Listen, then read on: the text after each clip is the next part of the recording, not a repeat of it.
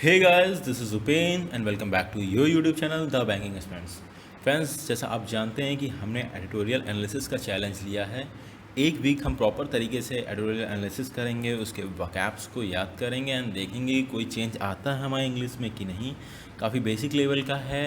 सो देखते हैं। ये देखिए, कल हमने पहला वीडियो उसके लिए अपलोड किया था, आज सेकेंड डे है। तो आज का एडिटोरियल स्टार्ट करने से पहले हम कल के एडिटोरियल की वैकैब्स को जाके एक बार फिर से रिवाइज़ करेंगे, क्योंकि हमें जिससे हमारा फ्लो मेंटेन होता है। तो आप देख सकते हैं, आप जब टेलीग्राम ग्रुप में जाएंगे अपने टेलीग्राम चैनल में, तो मैंने अपनी कल की वैकैब यहाँ पे डाल दी थी। सारी वैकैब्स हैं, एक फ्लो चार्ट में साथ में बनाता हूँ। कोई वर्ड जिसके बहुत सारे सिनोनिम्स दिए होते हैं और मुझे पसंद आ जाता है तो उसका एक फ्लो चार्ट बना लेता हूँ। काफ़ी सिंपल लगता है फ्रेंड्स। काफ़ी वर्ड्स से मैंने केवल 10 नोट किए उसमें से। तो मैंने ये रिवाइज़ कर लिया, आप भी जल्दी से जाके रिवाइज़ कर लें अपना एंड देन फिर इस वीडियो को देखें। चलिए हम आ जाते हैं आज के एडिटोरियल पे अपने। सो फ्रेंड्स, आज का एडिटोरियल दिया है, अपनी वेबसाइट जाना है एडिटोरियल वर्ल्ड पे। एडिटोरियल वर्ल्ड वेबसाइट खोल ली है मैंने, खोल लिया था हिंदू एडिटोरियल। जो 6 अगस्त का आज का एडिटोरियल अभी अपडेट हुआ है मॉर्निंग में 10:30 पे, उसका नाम है नॉट ऑलवेज फेयर गेम। ये अभी अपडेट हुआ है और फ्रेंड्स यहाँ सारी इसकी वकैब्स हैं, बट वकैब्स अभी हम नहीं चेक करेंगे। हम लोग पहले जाके इसका आर्टिकल पढ़ेंगे एक बार, वहाँ से नोट करके लाएंगे कौन सी वकैब्स हमें नहीं आती हैं। देन हम उसके मीनिंग्स को अपनी कॉपी पे नोट करके दोबारा आर्टिकल को पढ़ेंगे। चलिए यहाँ से हम लोग खोल लेते हैं। हमने देखिए ओपन कर लिया है। एक्चुअली पहले से ये मैंने ओपन करके रख लिया, क्योंकि लोड होने में टाइम लगता है, वीडियो लंबा हो जाता है फ्रेंड्स। तो ये हमारा लोड हो चुका है। मैंने फ्रेंड्स इसको यहाँ से प्रिंट कर लिया है, एज़ यू ऑल नो, क्योंकि मैं सेव करके रखता हूँ अपनी सारी इसमें जो एडिटिंग की हुई होती है। जैसे मैं अंडरलाइन करता हूँ जो मुझे वर्ड्स नहीं आया फर्स्ट टाइम में, इसमें ड्रॉ टूल मिलता है। तो मैंने अपने PDF व्यूअर में जाके इसको खोल लिया है। और फ्रेंड्स, अभी हम लोग यहाँ से चलिए इस एडिटोरियल को स्टार्ट करते हैं। एक बार जल्दी से पूरे एडिटोरियल को पढ़ेंगे, जल्दी से नहीं, समझ के पढ़ेंगे। जो चीज़ हमें समझ में आ रहा है, जो वर्ड्स नहीं आ रहे, सबको अंडरलाइन करते जाएंगे। चलिए स्टार्ट करते हैं। Not always fair game on online gambling. Online gambling से रिलेटेड है और ये फेयर गेम नहीं होता है हमेशा। ऑनलाइन गैम्बलिंग पे कुछ बता रहा है, एग्जैक्टली क्लियर नहीं है कि नॉट ऑलवेज फेयर गेम का मतलब यहाँ पे क्या है। वो आर्टिकल पढ़ के ही समझ में आएगा। State must guard against jealous paternalism while seeking to curb activists online. So state must guard against jealous paternalism. पैटर्नलिज्म मतलब पैटर्न पकड़ने से रिलेटेड हो सकता है मुझे जो इसमें लग रहा है। जेलस का मतलब बिल्कुल नहीं समझ में आ रहा है मुझे। जेलस का क्या मतलब है? जेलसी की स्पेलिंग मुझे याद नहीं है, जो जेलस होता है वर्ड, सो मैं बोल नहीं सकता। While seeking to curb activities online activities को कर्ब करने के लिए स्टेट को जेलस पैटर्नलिज्म को नहीं फॉलो करना चाहिए, ऐसा कुछ है। नहीं समझ में आया, चलिए आर्टिकल पढ़ते हैं तब समझ में आएगा। Good intentions do not always make for good legislation. अच्छे इंटेंशंस हमेशा अच्छे लेजिस्लेशन को नहीं बनाते हैं, ऐसा कह रहा है। लेजिस्लेशन मतलब रूल, लॉ। तो अच्छे इंटेंशन हमेशा अच्छे, ये ज़रूरी नहीं कि अच्छे इंटेंशंस से जो बनाए गए लेजिस्लेशंस हों वो हमेशा अच्छे हों। The Tamil Nadu government's effort to protect its youth from temptation of online gambling by amending a colonial gaming law to ban online rummy and poker has not survived judicial scrutiny. So कह रहा है कि Tamil Nadu government का effort जो था अपने youths को online gambling के से प्रोटेक्ट करने के लिए, by amending a colonial law, colonial time से चला आ रहा लॉ है, to ban online rummy and poker. तो अपने यूथ को बचाने के लिए तमिलनाडु गवर्नमेंट ने ऑनलाइन रमी और पोकर को बैन करना चाहा। जो एक लॉ अभी तक चला आ रहा था रमी पोकर का, उसमें अमेंडमेंट करके, बट वो जुडिशियल स्क्रूटनी में सक्सेसफुल नहीं हुआ, सर्वाइव नहीं कर पाया। उसको हाई कोर्ट ने आगे नहीं जाने दिया। Its amendment to the Tamil Nadu gaming act 1930 has been struck down by the Madras high court. So वो जो लॉ था कॉलोनियल टाइम का, उसका नाम क्या था? Tamil Nadu gaming act 1930 has been struck down मतलब बंद कर दिया या फिर रोक देना, रोक लगा देना। एग्जैक्ट इस फ्रेज का क्या मतलब है हमें आगे देखेंगे, इसलिए अंडरलाइन कर लिया है। By the Madras high court which found the prohibition unreasonable because it sought to bring even games predominantly of skill, even games predominantly of skills under the label of gambling.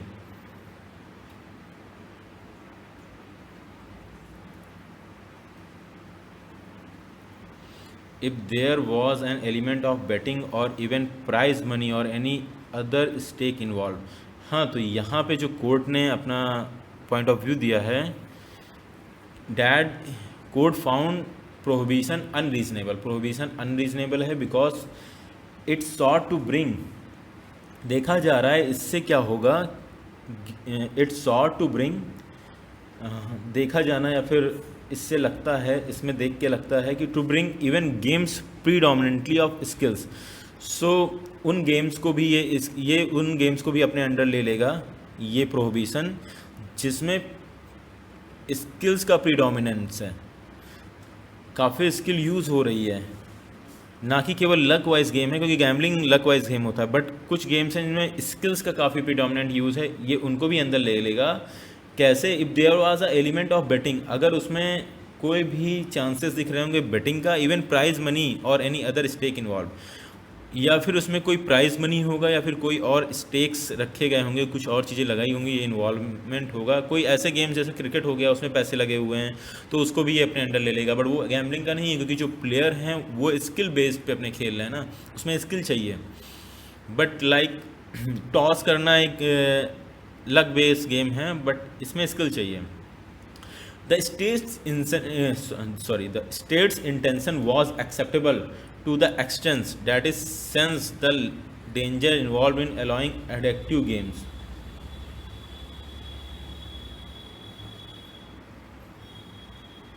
So, addictive games के बारे में कह रहे हैं कि reasonable है, अगर state का जो कंसर्न है रिलेटेड, इससे रिलेटेड, उसमें उन सारे गेम्स के लिए रीज़नेबल है जिसमें एडिक्शन अलाउ, जिससे एडिक्शन हो जाता है। However it erred in failing to make a distinction between games of skills and games of chance. Erred का मतलब नहीं समझ में आ रहा है, बट यहाँ से हम कुछ बोल सकते हैं अर्ड का मतलब क्या होगा। It erred in failing to make a distinction between games of skills and games of chance. State जो है वो games of skill and game of chance के बीच में डिस्टिंक्शंस नहीं बता पा रहा है। इट अर्ड, तो यहाँ पे अर्ड का एग्जैक्ट मतलब नहीं, बट सेंटेंस का मतलब समझ में आ रहा है कि how it erred in failing a make a distinction between games of skills and games of chance and in seeking to treat a gaming anything that involve stakes contrary to judicial pronouncement circumscribing the term of games that are based on chance। कुछ नहीं समझ में आया, फिर से पढ़ता हूँ। How it erred in failing to make a distinction between the game of skill and game of chance and in seeking to treat a gaming anything that involves stake contrary to judicial pronouncement circumscribing the term of games that are based on chance। So judicial pronouncement circumscribing, pronouncement का मतलब नहीं समझ में आ रहा, circumscribing मैंने पढ़ा है, भूल चुका हूँ, इसकी वजह से ये पूरा सेंटेंस क्लियर नहीं हो पा रहा। बट इसमें भी ये बाय द चांस और बाय द लक की बात हुई है, क्योंकि फिर से बात कर रहा है कि अगर किसी गेम में स्टेक अलाउ इन्वॉल्व है तो प्रॉब्लम होगी।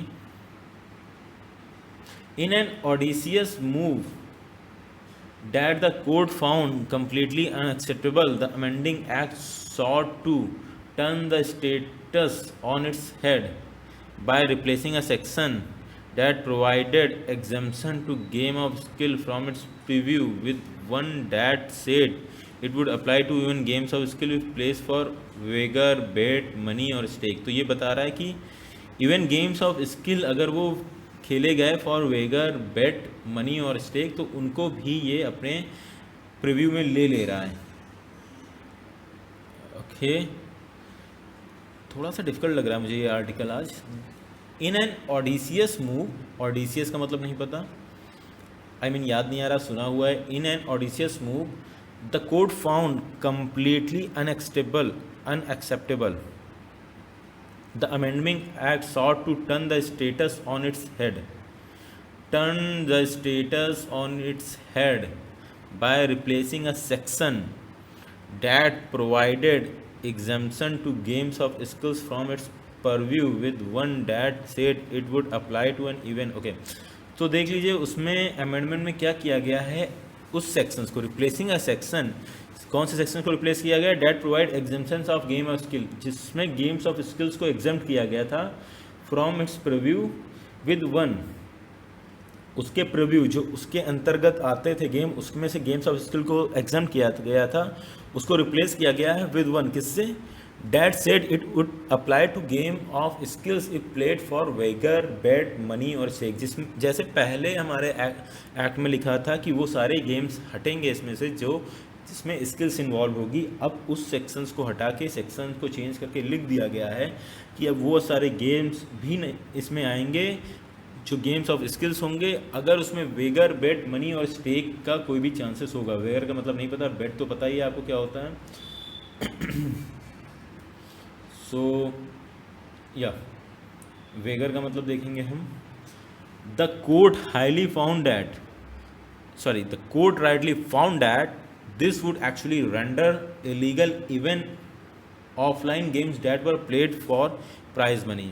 तो इसमें से वो गेम भी आ जाएंगे या फिर हटा दिए जाएंगे जो ऑफलाइन खेले जाते हैं प्राइज मनी के लिए। It said what was once the exemption और escape provision has now been given the most claustrophobic stranglehold and has the possibility of bringing about the most ridiculous and unwanted results if applied in letter and spirit। letter and spirit एक phrase है friends, काफ़ी कुछ आ रहा है यार। Claustrophobic मतलब शायद तबाही होता है। Strangle hold bringing over the most ridiculous and unwanted results। What was when the exemption or escape provision has now been given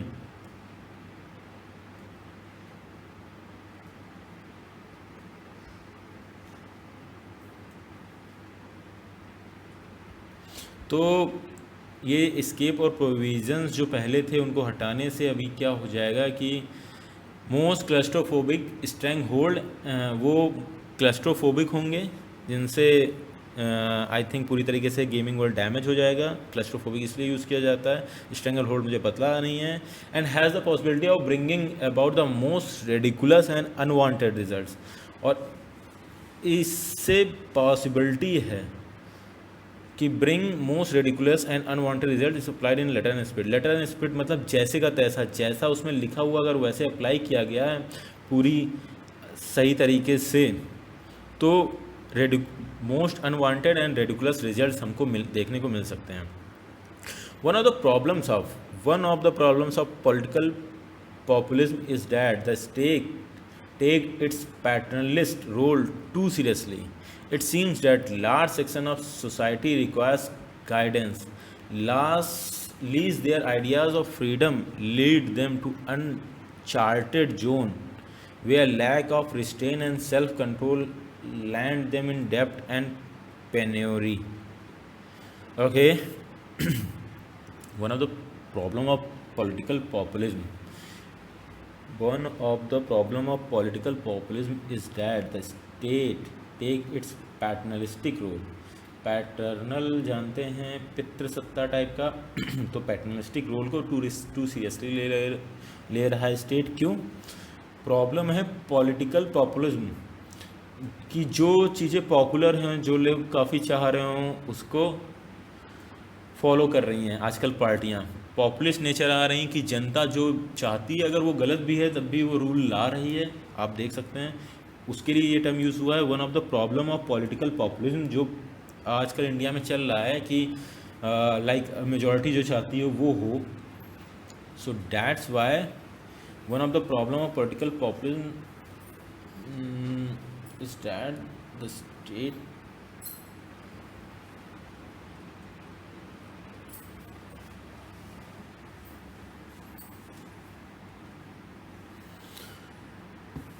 जो प्रॉब्लम है आजकल के पॉलिटिकल पॉपुलिज्म में कि मेजॉरिटी जो चाहती वो होता है, उसकी वजह से स्टेट्स अपना पैटर्नलिस्टिक रोल टू सीरियसली ले रहे हैं। चाहे वो एज अ लॉ गलत हो। It assumes that large section of society require guidance, lease their ideas of freedom, lead them to untouched zone where lack of restraint and self control land them in डेप्ट and penalty. ये assume किया जा रहा है कि large section of society को guidance की ज़रूरत है जब तक वो उनके idea of freedom and lead them to untouched zones. Idea of freedom, जिस फ्रीडम की वजह से it assume that large section of society requires guidance, lease their idea of freedom, lead them to untouched zones where lack of restraint and self control lead them to डेप्ट and penalty. Lack of restraints, सब इतना ज़्यादा freedom दी जाती है कि उन पर lack of restraints बहुत कम हो जाते हैं, सेल्फ कंट्रोल तो कम होता है, जिससे उन लोग डेप्ट में आ जाते हैं, पेनल्टी में आ जाते हैं। ये गैम्बलिंग की बात हो रही फ्रेंड्स। ज़्यादा छूट दे देंगे गैम्बलिंग में तो लोग गैम्बल में एडिक्टिव हो जाते हैं और डेप्ट में आ जाते हैं, लॉस होता है उनका और डेप्ट में आ जाते हैं। Notions of individual freedom and choice tend to be forgotten. Another problem is that the moral element in predominance in such law. Moral element is predominant in such laws, often to the detriment of the reasonableness of their provisions. So एक तो problem आ गई कि ज़्यादा ही freedom दे दी गई तो लोग poverty, addiction से डेप्ट और पॉवर्टी में जा सकते हैं। दूसरी प्रॉब्लम आ सकती है कि इंडिविजुअल फ्रीडम और choice tend to be forgotten. अगर ज़्यादा रिस्ट्रेंट लगा दिए गए तो इंडिविजुअल फ्रीडम और चॉइस नहीं मिल पाएगी। डेमोक्रेसी के जो पिलर है इंडिविजुअल फ्रीडम एंड चॉइस, वो नहीं मिल पा रही है। एंड अनदर प्रॉब्लम, एक और प्रॉब्लम है, is that the moral element is predominant in such laws, often to the detriment of the reasonableness of their provisions. ऐसे लॉज में मोरल एलिमेंट सबसे टॉप पे होता है, सबसे इम्पॉर्टेंट होता है। प्रीडोमिनेंट मतलब हमने कल पढ़ा था सबसे टॉप पे होता है। Often to the determinant of the reasonableness of these provisions, और ये मोरल एलिमेंट ही डिटरमाइन करता है कि ये प्रोविजन सही हैं। सम एक्ट रीजनेबल हैं, रीजनेबलनेस बताया, रीजनेबल हैं। Some activities are associated with sin more than with commerce and these are susceptible to the government's regulatory reach and banning instinct. तो कुछ एक्टिविटीज़ जुड़ी होती हैं सिन मतलब गलत तरीके से गलत काम, सिन से जुड़ी होती हैं। उनसे सिंस गलत काम ज़्यादा हो रहे होते हैं, मोर देन विद कॉमर्स, और उन ना कि कॉमर्स मतलब पैसे रिलेटेड चीज़ें, कॉमर्स से ज़्यादा उनसे गलत चीज़ें हो रही हैं। These are susceptible to governments regulatory reach and banning instinct, और ये गवर्नमेंट की बैनिंग इंस्टिंक्ट और रेगुलेटरी रीच में आनी चाहिए। The court, while understanding the law's intent, has rightly questioned the lack of proportionality in banning something that could have been regulated. Okay, so ये बोला गया है यहाँ पे governments regulatory reach and banning instinct. एक होता है गवर्नमेंट को रेगुलेट करनी होती है वो सारी चीज़ें, एक होता है बैन करना। तो बैनिंग इंस्टिंक्ट वो होती है कि बैन हो गई तो वो चीज़ें कभी नहीं हो सकती। रेगुलेटरी ये होती है कि उनमें से आपको डिसाइड करना है कौन सी सही है कौन सी गलत है। The court while understanding the law intent, court ने गवर्नमेंट के जो लॉ आया उसके इंटेंट को समझते हुए ये कहा है, हाँ उसको समझ के ये क्वेश्चन किया, rightly question that lack of proportionality in banning something that could have been regulated. उन्होंने कहा है कि गवर्नमेंट ने ये डिसीजन सही से नहीं लिया है कि इसके किस पोर्शन को बैन करना है, जबकि आप उसको रेगुलेट कर सकते हो। यहाँ पे उसे बैन ना करके रेगुलेट करने की ज़रूरत है कि कहाँ पे, किस जगह पे गैम्बलिंग हो रही है और कहाँ पे स्किल्स इन्वॉल्व है. It notes that excessive paternalism could descend into authoritarianism. Sorry. It notes that excessive paternalism could descend into authoritarianism and curb an activity individuals are free to indulge in. कुछ activities जिसमें individual freely indulge हो सकते हैं उनको curve कर सकती है. कैसे कर्व हो सकते हैं? इट नोट्स दैट एक्सेसिव पैटर्नलिज्म से ज़्यादा रूढ़वादी तरीके, पैटर्नलिज्म मतलब पुरुष सत्ता टाइप. एक्सेसिव आप अगर पैटर्न या फिर पेरेंटिंग कह सकते हैं, ज़्यादा रोकथाम से. कुड डिसेंड का मतलब क्या होता है? आ सकता है या फिर उसमें कन्वर्ट हो सकता है, ऐसा कुछ एग्जैक्टली नहीं पता. इनटू ऑथोटैरिज्म मतलब होता है कि डेमोक्रेसी ख़त्म होके अपनी चीज़ें मनवाने वाला. ठीक है, डिक्टेटरशिप टाइप का कि गवर्नमेंट अब डिक्टेटर बन गई है. इंडिविजुअल फ्री तो उन एक्टिविटीज़ को भी कर्व कर रही है जिसमें इंडिविजुअल फ्रीली इंडल्ज हो सकते हैं. It could not sympathise with the state's contention that online gambling were invariably open to manipulation and no distinction needed be made between games of chance and those of skills. It could not sympathize with the state's contention that contention का मतलब नहीं पता है, sorry.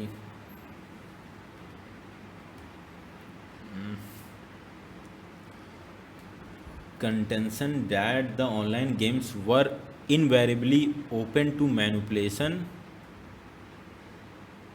and no distinction need to made between games of chance and games of skills. So government कह रही कि वो sympathise या मान नहीं सकती स्टेट की कंटेंशन को. कि स्टेट ने जो बात बोली है कि online gaming are invariably open to manipulation. Online gaming invariably मतलब कोई भी, सारे online gaming open to manipulation है, उनमें कुछ भी स्किल से रिलेटेड नहीं है. और no distinction need to be made. और स्टेट कहना चाह रही कि गेम ऑफ स्किल और गेम ऑफ चांस के बीच में कोई डिस्टिंक्शन ऑनलाइन गेमिंग में मेड करने की ज़रूरत नहीं है. How I did remember to observe that appropriate legislation regulating betting and gambling activities is still possible, but something that conform to constitutional propriety.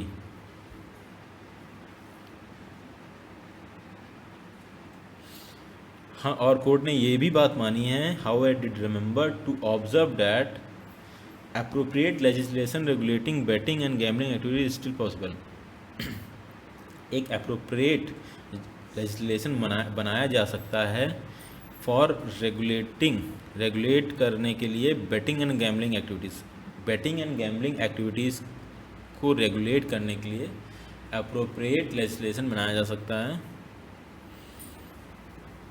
Still possible but something that confirm to constitutional priority. But वो उन चीज़ों पे बनाया जा सकता है जो constitutional proprietary को कंफर्म करें. ओके, तो ये आर्टिकल आज का कल वाले आर्टिकल से थोड़ा सा टफ है. वर्ड्स काफ़ी सारे मिले हैं बट सेंटेंस भी ऐसे फ्रेम किए गए हैं कि क्लियर नहीं आ रहा है. जैसे अभी कंक्लूज़न हमें नहीं समझ में आया. कल के आर्टिकल में सीधे हम लोग क्लियर हो गया था कि अभी ऑथर कंक्लूड करना चाह रहा है, बट यहाँ पे मुझे एग्जैक्ट नहीं समझ में आ रहा है कि कंक्लूड कहाँ किया गया है.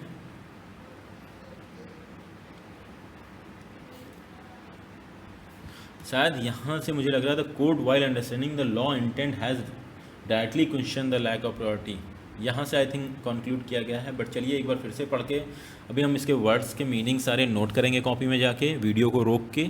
उसके बाद जाके हमें फिर से इस आर्टिकल को एक बार फिर से पढ़ना होगा, तभी सारी चीज़ें क्लियर होंगी. ओके फ्रेंड्स, जाइए पहले नोट करिए, उसके बाद हम लोग इस आर्टिकल को पढ़ते हैं.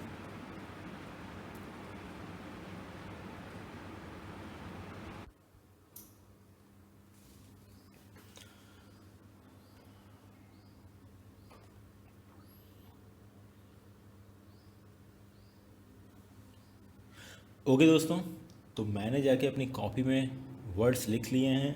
मैं इसकी पिक अपने टेलीग्राम चैनल पे जाके शेयर करूँगा। इसका ग्रुप भी है फ्रेंड्स, आप भी जाके उसमें शेयर करें, जिससे अकाउंटेबिलिटी बनी रहनी चाहिए। इसीलिए मैं भी इसमें अपनी सारी पिक शेयर कर देता हूँ। चलिए फिर हम फिर से अभी एक बार वर्ड्स देखने के बाद फिर से हम जल्दी से नहीं, अच्छे से फिर से एक बार पूरी तरीके से समझने की कोशिश करते हैं कि हमारा एडिटोरियल कहना क्या चाह रहा है।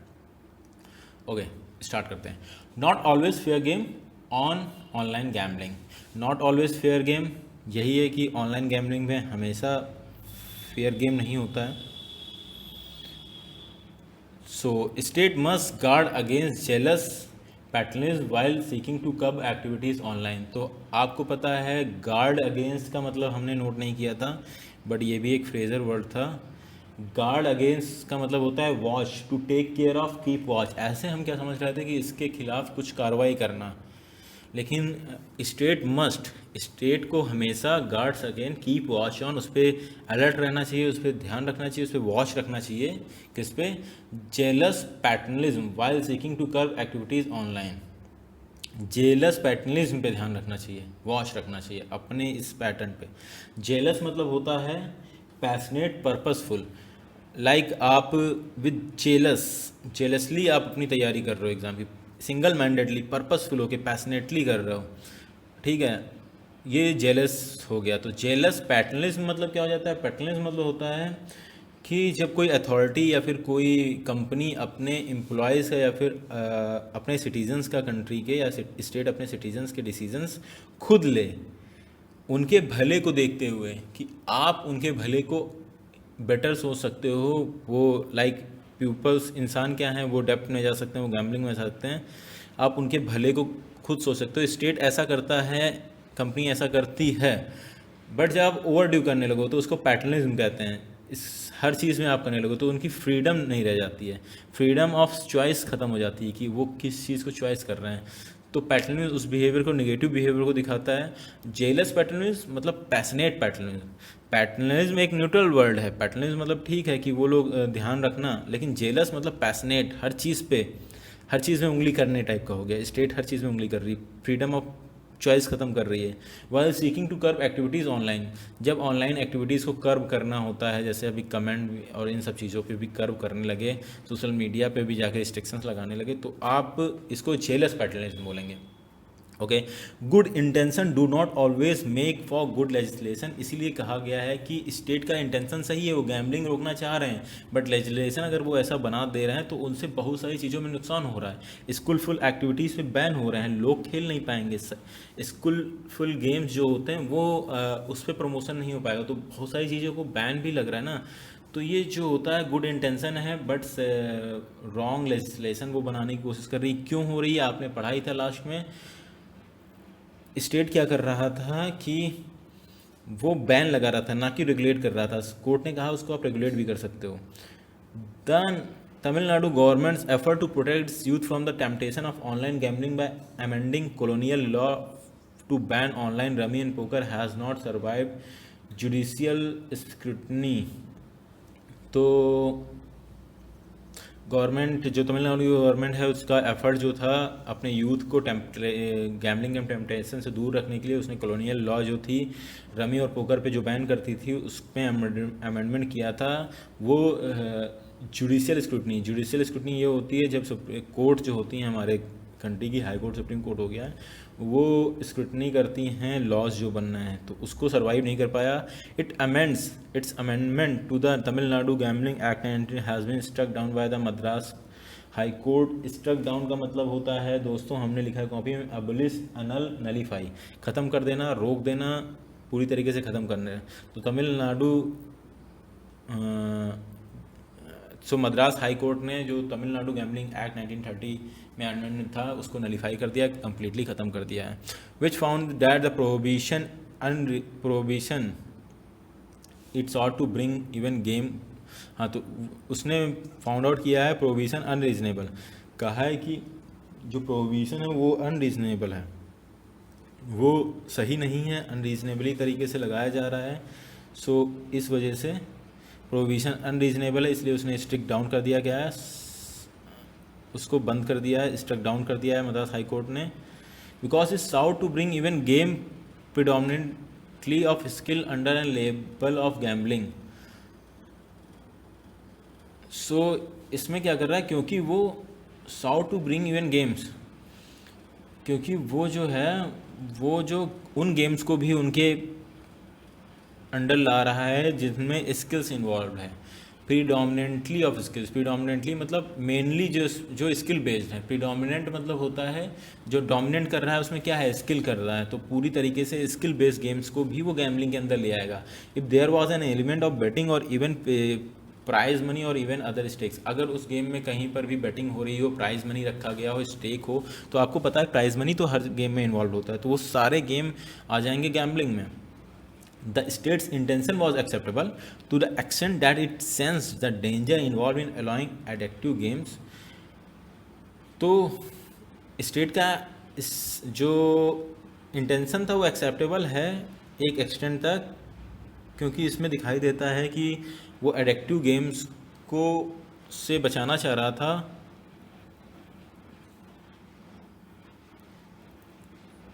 एडिक्टिव गेम्स के डेंजर्स से अपने यूथ को बचाना चाह रहा है, तो एक तरीके से एक्सेप्टेबल था उसका इंटेंशन एक एक्सटेंट तक। How erred in failing to make a distinction between games of skills and games of chance, लेकिन ये erred in failing to make a distinction between, तो एरेड का मतलब मैंने लिखा भी नहीं है क्योंकि कॉपी में बहुत कम ही लिखता हूँ, जैसा आपको पता है अभी ज़्यादा बर्डन नहीं डाल रहा हूँ कि डेली इतने याद करने, कम लिखता हूँ।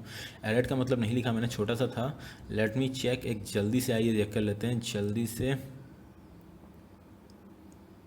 एरेड, एर मतलब होता है मेक मिस्टेक और bring be wrong be incorrect, तो एर मतलब होता है make mistakes. How it erred in feeling, तो उसने मिस्टेक की in failing to make a decision,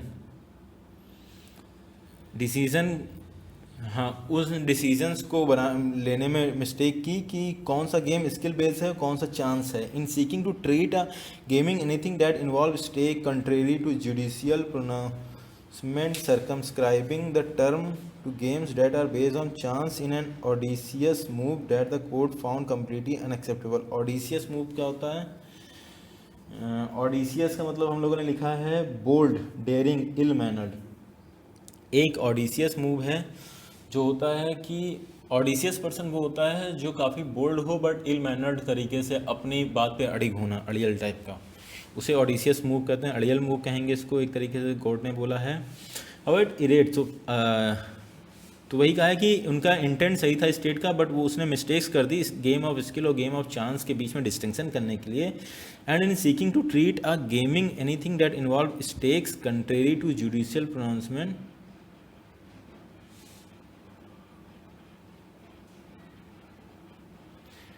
contrary to judicial pronouncement circumscribing the term games that are based on chance। Okay, तो circumscribe क्या होता है? Restrict, limitation, regulate. सर्कमस्क्राइब कर देना, circum circle जानते हैं, चारों तरफ किसी के सर्किल हो जाए तो उसको लिमिट कर देना। आपकी तरफ एक सर्कुलर रेखा खींच जाए तो आपको लिमिट कर दिया गया ना उस रेंज में, तो लिमिटेशन। तो circumscribe to judicial pronouncement contrary to judicial pronouncement circumscribing the term to games that are based on chance। तो जुडिशियल जो जुडिशियल अनाउंसमेंट है,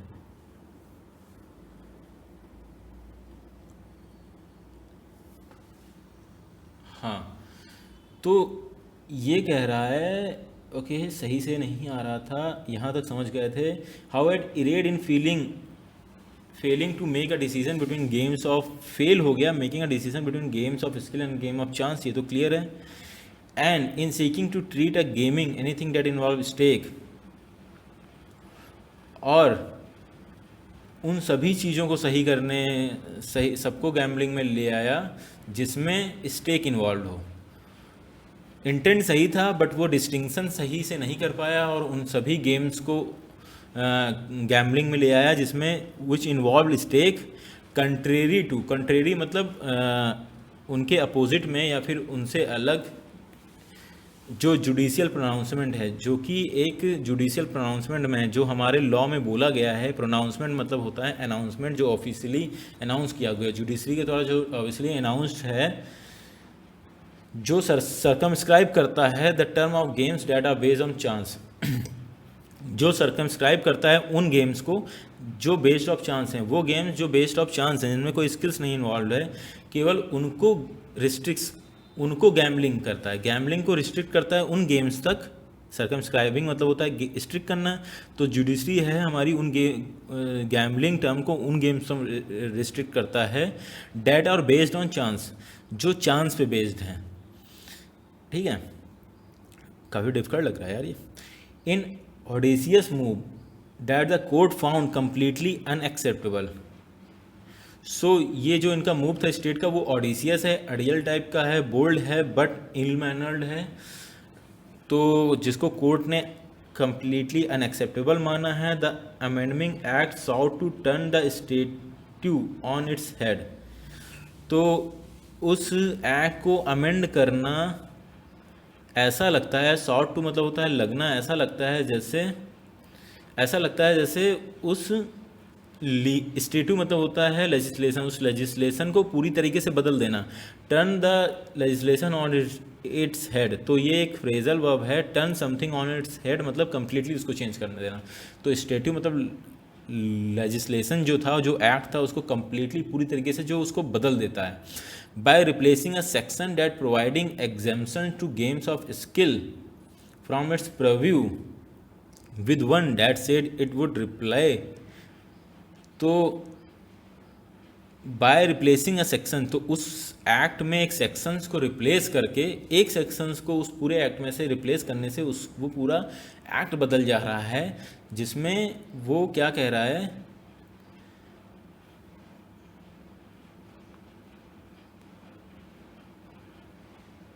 परव्यू,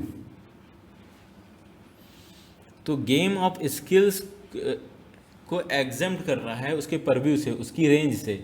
परव्यू मतलब होता है रेंज, उसके स्कोप से। With one that said it will apply to even game of skill if played for wage डेप्ट और मनी और स्टेक।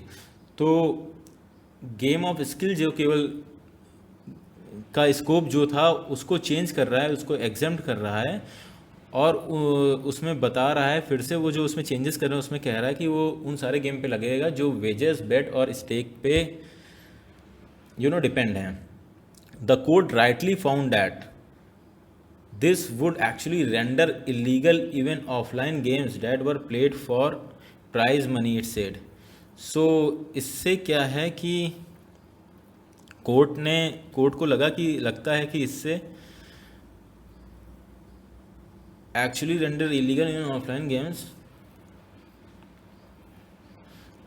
इससे एक्चुअली क्या होगा कि रेंडर का मतलब हमें नहीं पता है। So let's go and find the meaning of render. If they have render, make cause to change to become, make cause to change to become. So the court rightly found that it will actually change illegal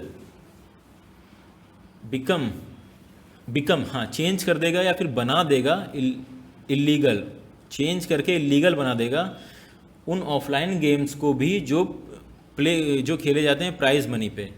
which played for the, जो भी offline game है prize money पे खेले जाते हैं उनको भी actually change कर देगा इलीगल गेम में।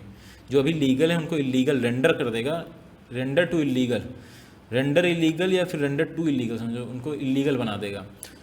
It said what was once the exemption or escape provision has now been given the most claustrophobic stranglehold and has the possibility of bringing over the most ridiculous and unwanted results if applied in letter and spirit. So ये कहता है it was said what was once the exemption or escape provision has not been, what was once the exemption or escape provision has now been given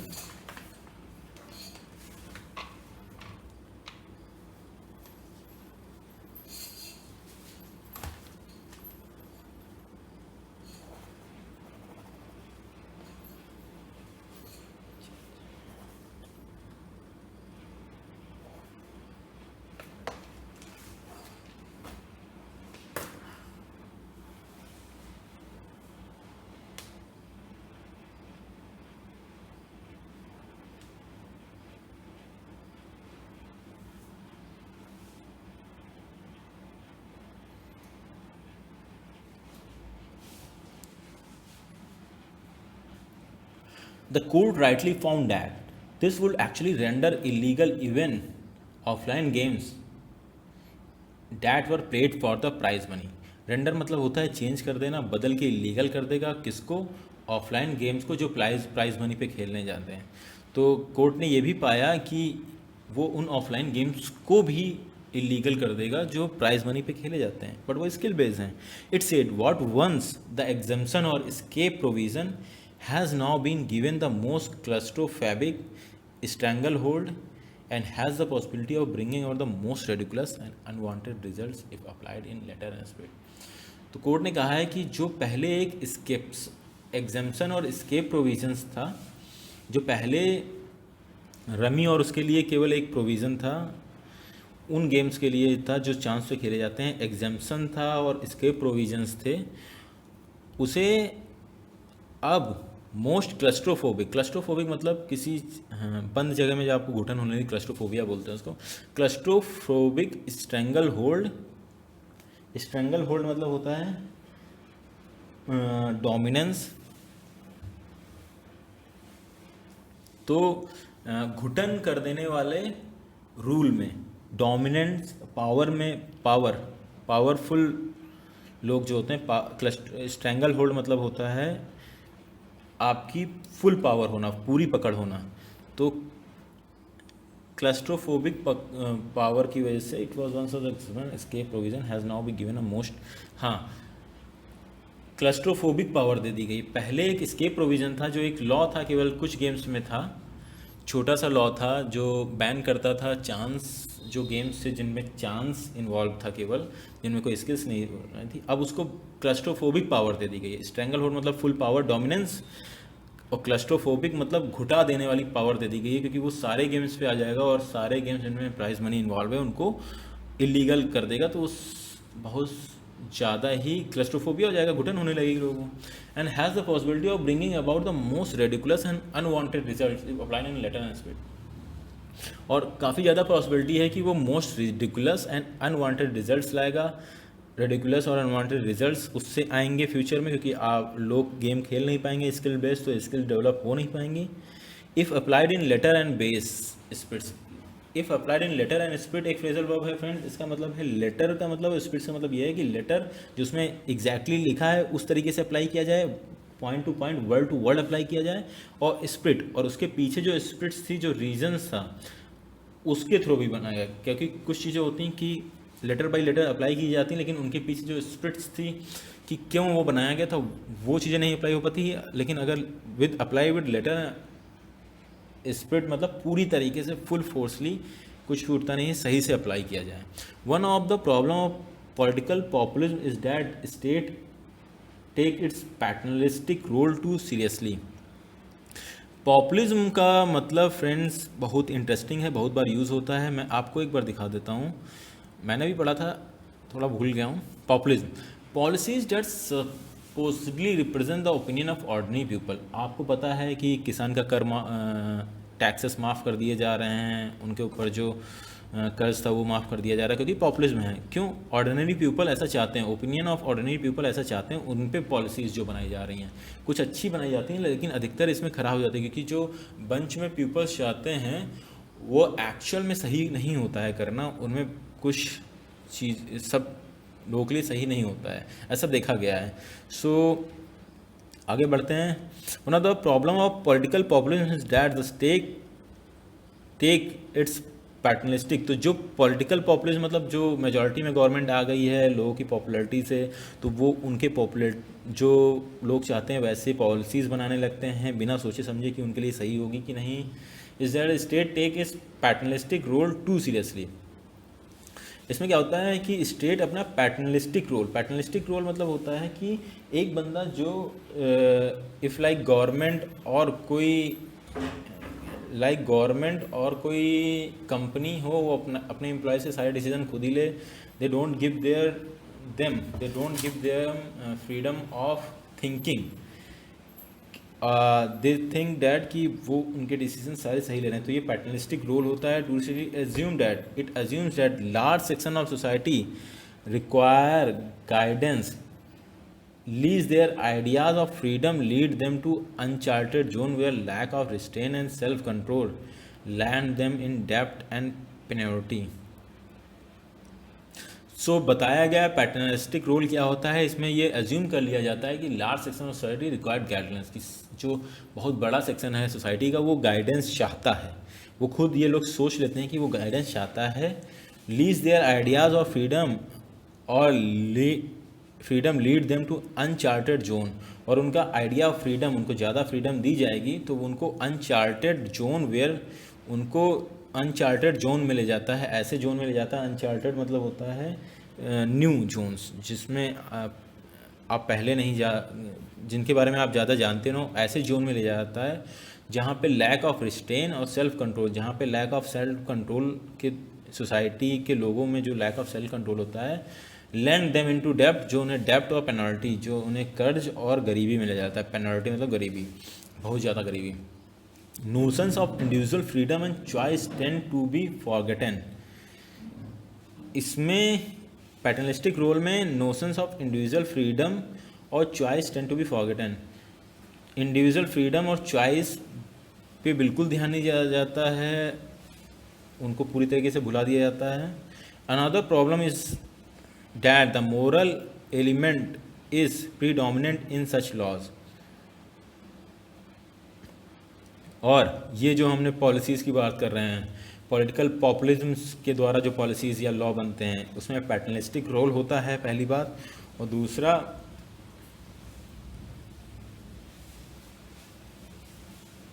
कि moral elements बहुत ज़्यादा होता है, moral elements predominant होता है। जो main इनके पीछे डोमिनेंट कर रहा होता है एलिमेंट, जो इनको बनाने के लिए यूज़ किया जाता है, वो मोरल एलिमेंट होता है, ठीक है, ना कि often to determinant of reserveness of provision.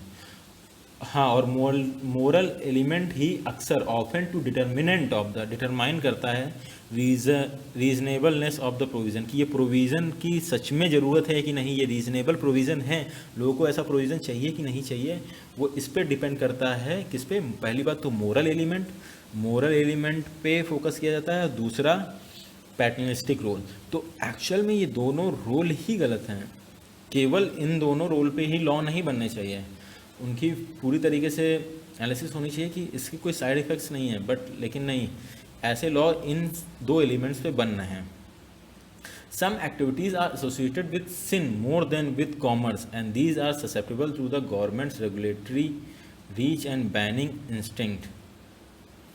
कुछ एक्टिविटीज़ सिन से ज़्यादा एसोसिएटेड होती हैं, ना कि बिजनेस से। कुछ एक्टिविटीज़ जो होती हैं, ये कहना चाह रहा है, उनसे ज़्यादा दिक्कत सिन मतलब गलत होती हैं। कॉमर्स मतलब बिजनेस, लाइक फ़ायदा तो होता है इन सब गैम्बलिंग या फिर स्पोर्ट्स एक्टिविटीज़ से, बट ऐसा कहा जा रहा है कि उनसे फ़ायदा से ज़्यादा नुकसान होता है, सिन ज़्यादा होता है। And these are susceptible to governments regulatory reach and banning instincts.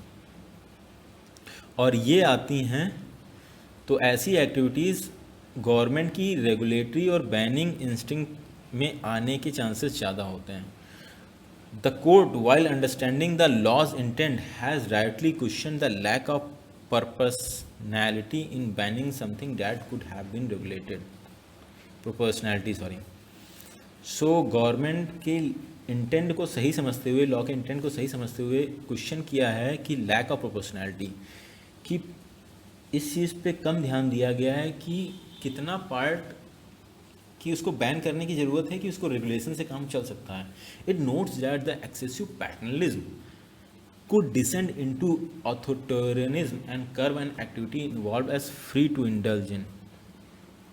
तो डिसेंड का मतलब भी हमने नहीं लिखा है, एक्चुअली काफ़ी सारे वर्ड हो गए थे आज नोट करने को, तो इसमें कुछ वर्ड रह गए हैं, तो हम फिर से अपनी कॉपी में नहीं लिख पाया हूँ।